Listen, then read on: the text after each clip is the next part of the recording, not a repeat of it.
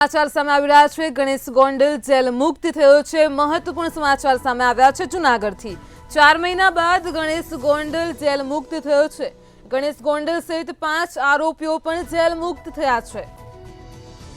તો ગઈકાલે જ હાઈકોર્ટે ગણેશ ગોંડલ સહિત 5ને જામીન આપ્યા હતા। અનિચ્છનીય બનાવ ન બને તે માટે પોલીસનો પણ ચુસ્ત બંદોબસ્ત ગોઠવાયો હતો। જેલની બહાર પોલીસનો ચુસ્ત બંદોબસ્ત ગોઠવાયેલો જોવા મળ્યો હતો।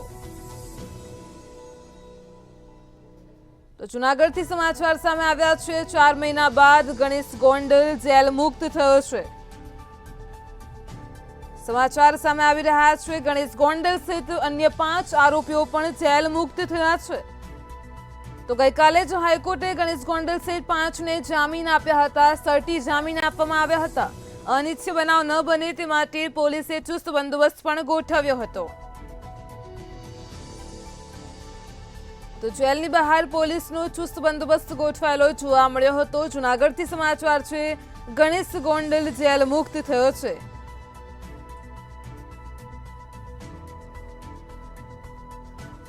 તો આજ મુદ્દે આપણી સાથે સંવાદદાતા અમર બખાઈ ફોનલાઈન પર જોડાઈ ગયા છે। જી અમર, જૂનાગઢથી સમાચાર છે। 4 મહિના બાદ ગણેશ ગોંડલ જેલ મુક્ત થયો છે, શું કહેશો?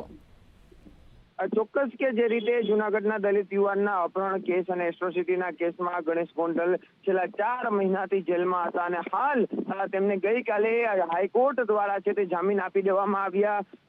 પરંતુ જે કોર્ટની પ્રક્રિયા તે લાંબી ચાલતી હોય છે અને હાઈકોર્ટ દ્વારા જે અહીં જે ડોક્યુમેન્ટ છે તે આવતા હોય છે સેશન્સ કોર્ટમાં અને બાદમાં તેને જેલ મુક્તિનો જે ઓર્ડર આપવામાં આવતો હોય છે। એટલે કે આજે સાંજે 6:30 કલાકે ગણેશ જાડેજા છે તે જેલમાંથી મુક્ત થયા છે। ગણેશ જાડેજા સાથે તેમના આરોપી તરીકે જે અન્ય 4 એટલે કે કુલ 5 લોકો આજે જેલમાંથી મુક્ત થયા છે અને કોઈ અનિચ્છનીય ઘટના ન બને જેને લઈને ચુસ્ત પોલીસ બંદોબસ્ત ગોઠવી દેવામાં આવ્યો હતો અને જે પ્રાઇવેટ વાહનોની અંદર તેમને છે તે હાલ ગોંડલ તરફ અહીંથી નીકળી ગયા છે, પોતાના ઘર તરફ રવાના થયા છે। જ્યારે પોલીસ બંદોબસ્ત સાથે તે અહીંથી જૂનાગઢની બોર્ડર પાર કરશે। એટલે ચોક્કસથી કહી શકાય કે જે ગણેશ ગોંડલ કેસ હતો, જે ચર્ચાસ્પદ કેસ હતો, તેને લઈને હવે મોટા સમાચાર છે અને ગણેશ ગોંડલને આજે જેલમાંથી મુક્તિ મળી છે। જી અમર, સમગ્ર માહિતી બદલ આપનો આભાર।